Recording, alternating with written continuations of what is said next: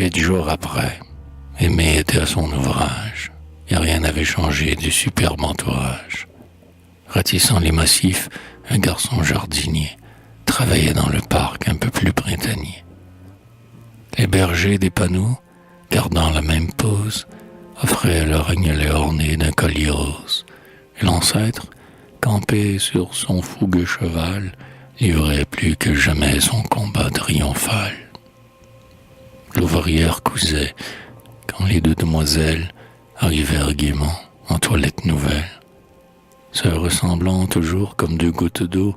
« Mademoiselle, on vient pour vous faire un cadeau, » dit l'aîné. « Il s'agit de ces boucles d'oreilles.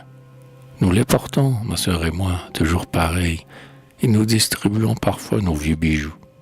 Nous avons donc gardé cette paire pour vous, et nous avons donné la seconde à Julie. » Une confusion qui la rend plus jolie a fait rougir Aimé. Elle ne sait comment exprimer sa surprise et son remerciement.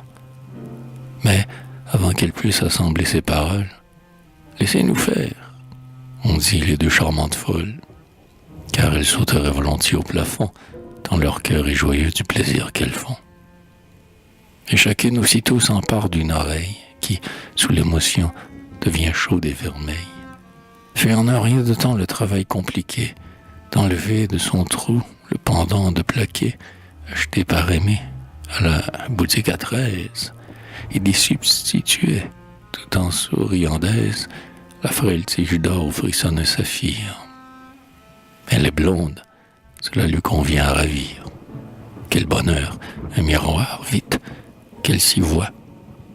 Et voici que l'enfant du peuple, ivre de joie, regarde étinceler, spectacle fabuleux, 2 diamants d'azur auprès de ses yeux bleus.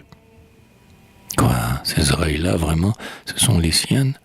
Elle en tremble, et pourtant les deux patriciennes, ne sachant même pas ce que vaut leur présent, ont donné ce bijou de luxe en s'amusant. Comme au verger, quand juin souffle ses chaudes brises, les gamines se font des boucles de cerises.